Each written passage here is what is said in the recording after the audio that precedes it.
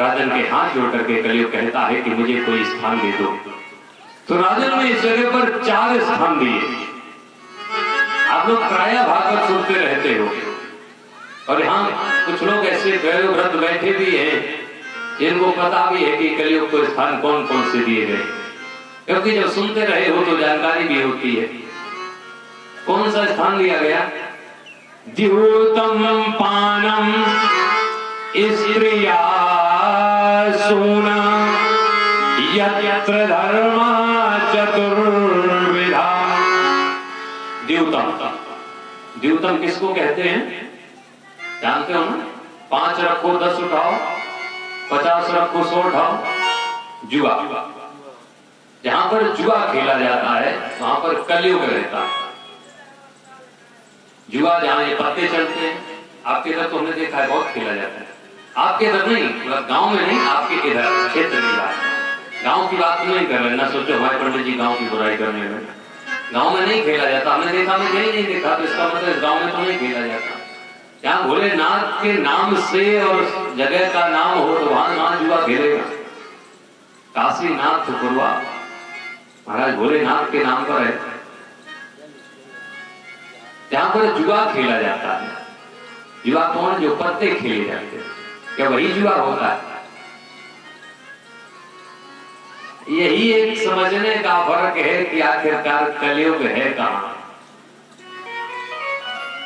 जो लोग पत्ते खेलते हैं और जुआ खेलते हैं, पैसा इधर उधर रखते उठाते हैं, क्या यही सिर्फ जुआ है? लिखा गया है द्यूतम, द्यूत, द्यूत वो भी था जो पांडव और कौरवों के बीच खेला गया था। वो भी द्यूत का खेल था, लेकिन उसमें कोई ताश के पत्ते नहीं थे, उसमें पासे थे, कौड़ी थी। तो क्या पासे और कौड़ी के द्वारा जो खेल खेला जाता है वो द्यूत होता है? द्यूत न पासे और कौड़ी के खेल को कहते हैं, न पत्तों से जो खेल खेला जाए उसको जुआ कहते हैं। जुआ है क्या? इसको समझ जाओगे, जान लोगे कि आखिरकार कलयुग कहां रहता है। ऐसा हर वो खेल जिस खेल में हम किसी की संपत्ति को अधर्म के तरीके, अन्याय के तरीके अगर हम हड़पते हैं, उसको अपने अधिकार में लेते हैं, वो द्यूत होता है। चाहे वो ताश के माध्यम से खेल हो, चाहे वो पासे और कौड़ी का खेल हो। किसी की संपत्ति को अगर हम अन्याय से, अधर्म से छीनते हैं, जिस भी खेल के माध्यम से, वो द्यूत ही होता है। जिस पर मेरा अधिकार नहीं है और हम अधर्म के रास्ते से अपने अधिकार में ले रहे हैं, तो वो द्यूत ही होता है। और ऐसा जो भी करता है उसके ऊपर कलयुग सवार रहता है। कुछ लोग होते हैं ना, पराई संपत्ति को तहसील में जाकर के अपने नाम करा लेते हैं फर्जीवाड़े से।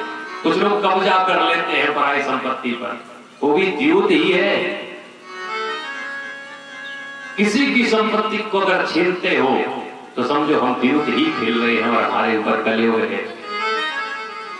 दूसरा स्थान दिया पानम, लिखा गया है पानम। और हम लोग ये कहते भी हैं कि महाराज जहां पर मदिरा पान की जाती हो, जो मदिरा पीते हो, उनके ऊपर कलयुग रहता है।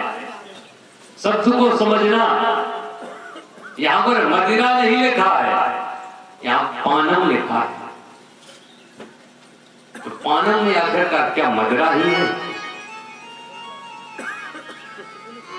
पानम लिखा है, पानम जब जल पीते हैं तो वही पान किया जाता है, कोई रस पीते हैं तो वही पान किया जाता है। तो आखिरकार मदिरा को ही क्यों जोड़ा? क्या मदिरा जो पान करते हैं उनके ऊपर ही कलयुग रहता है? जो मदिरा पान नहीं करते उनके ऊपर भी कलयुग रहता है। लेकिन कौन सी वस्तु का वो पान करते हैं जिससे वो कलयुग रहता है? मदिरा का जब पान कर लेता है व्यक्ति तो सुबह पीता है, नशा आ जाता है और शाम तक वो उतर जाता है। और शाम को पी लेता है तो सुबह तक उतर जाती है। लेकिन एक नशा ऐसा है जो जीवन में कर लेता है, वो जीवन भर उतरता नहीं है, बस वही ये नशा है। उसी का जो पान कर लेता है उसके ऊपर कलयुग रहता है। वो मदिरा का नहीं, वो मद का नशा है। जिसके ऊपर मद सवार रहता है उसके ऊपर कलयुग रहता है, क्योंकि ये मद का नशा कभी उतरता नहीं है। ऐसी जगह पर जाकर के तुम रहो। तीसरा स्थान दिया स्त्रियां। लोग कहते हैं स्त्रियां जहां पर वैश्यावृत्ति होती हो, जहां वैश्यालय है, जहां वैश्या रहती हो, वहां पर क्या सिर्फ वहीं पर कलयुग है? और उस जगह कलयुग है जहां पर स्त्री के मान सम्मान पर ठेस पहुंचाई जाती है, स्त्री को घृणा की दृष्टि से देखा जाता है, स्त्री पर अत्याचार किया जाता है। और उस घर के अंदर कलयुग रहता है जहां पर स्त्री के सम्मान नहीं दिया जाता है। कहने को होते हम धर्मराज हैं, हम धर्म को जानते हैं, लेकिन चार दीवारी के अंदर स्त्री को सताते हैं, मारते हैं, उनके ऊपर कलयुग रहता है। स्त्री का जो अपमान करते हैं उनके ऊपर कलयुग रहता है। जब किसी से ये बात कह दो ना तो कुछ विद्वान होते हैं, ज्यादा पढ़े लिखे होते हैं महाराज, तो ज्यादा ही कुछ पढ़ जाते हैं। वो कहने लगते हैं कि महाराज जब स्त्री बनाई गई अत्याचार के लिए, मारने पीटने के लिए, हमने कहा कहां लिखा? बोले तुलसी बाबा लिखते हैं कि ढोल गवार शूद्र पशु नारी और सकल ताड़ना के अधिकारी। लिखते हैं कि ढोल गवार शूद्र पशु नारी, ये सकल ताड़ना के अधिकारी, सब मारने के अधिकारी हैं। क्या तुलसी बाबा ये कह सकते हैं कि मारने के अधिकारी है? ये मारने के अधिकारी नहीं है। ताड़ना शब्द का प्रयोग किया गया। ताड़ने का मतलब ये नहीं है कि मारना है, ताड़ने का मतलब है दृष्टि रखना है, उसको हमें ताड़ना है, दृष्टि रखना है। क्यों दृष्टि रखना है? उसका कारण है कि सोने को हम तिजोरी में रखते हैं और लोहे को हम दरवाजे डाल देते हैं, क्योंकि सोने पर दृष्टि रखी जाती है कि चोरी ना हो जाए, इस पर किसी की कुदृष्टि ना पड़ जाए। तो इस जीव को, इस जीवन को ये स्त्री जो मिली है वो बहुमूल्य है, इसमें हमें ताड़ना है, किसी समाज की कुदृष्टि इस पर ना पड़ जाए, जिससे बहुमूल्य हीरा हमारा ये गंदा ना हो जाए। तो हमें ताड़ना है, ना कि इसको ताड़ना है। जहां पर स्त्री के सम्मान को ठेस पहुंचाई जाती है वहां पर कलयुग रहता है। चौथा स्थान दिया सूना। सूना कहते दरिद्रता को, सूना कहते जहां पर हत्या होती है, जहां पर अत्याचार किया जाता है,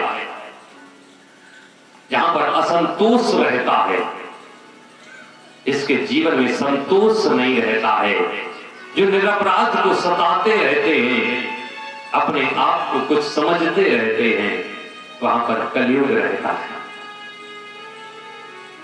4 स्थान दे दिए। कलयुग ने हाथ जोड़ लिए। कलयुग कहते हैं कि राजन मेरे पास एक गुण है, वो अच्छा गुण है, तो कोई अच्छा स्थान दे दो। राजन ने 5वां स्थान दिया। कौन सा स्थान है? इत्ता तो अनिर्तम मदम कामम रजो वैरम चपन जगम। ततो अनिर्तम, ततो अनिर्तम मतलब है जो अन्याय से, अनिर्तम कहते हैं न्याय को, जो अन्याय से, ततो अनिर्तम मदम, मद के द्वारा, कामम काम के द्वारा, रज कहते हैं धातु को, रज कहते हैं अर्थ को, रज कहते हैं धूल को, रज कहते हैं आर्थिक स्थिति, आर्थिक जो मजबूती होती है उसको, जिसे अर्थ बनता है, जिसको पैसा कहते हैं। इन सब रास्तों से जो धातु बनाई जाए, वैर से, मद से, काम से, अन्याय से, इन सब रास्तों से जो धन एकत्र किया जाए, जो धातु एकत्र की जाए, चाहे सोना हो, चाहे चांदी हो, चाहे लोहा हो, चाहे कांसा हो, चाहे वो जमीन हो, कोई भी वस्तु हो, तो इन रास्तों से एकत्र की जाएगी। हर उस वस्तु पर तुम्हारा निवास होगा। सिर्फ सोने में नहीं होगा। पूरे इस श्लोक में कहीं हिरण्य नहीं लिखा है, कहीं स्वर्ण नहीं लिखा है। सोने को हिरण्य कहा जाता संस्कृत में और स्वर्ण कहा जाता है। इस श्लोक कहता है इत्ता तो अनिर्तम मदम कामम रजो बैरम च पंचकम। अन्याय के द्वारा, मन के द्वारा, काम के द्वारा, वैर के द्वारा जो वस्तु एकत्र की जाए, जो भी धातु हो, उस पर तुम निवास करोगे। हम तुम्हें ये जगह देते हैं। कलयुग ने जैसे ये सुना तो कलयुग क्या देखता है कि राजन परीक्षित के मस्तक पर जो मुकुट रखा है वो अन्याय का मुकुट है। किसका मुकुट है? वो जरासंध का मुकुट है। उस मुकुट पर ये अपना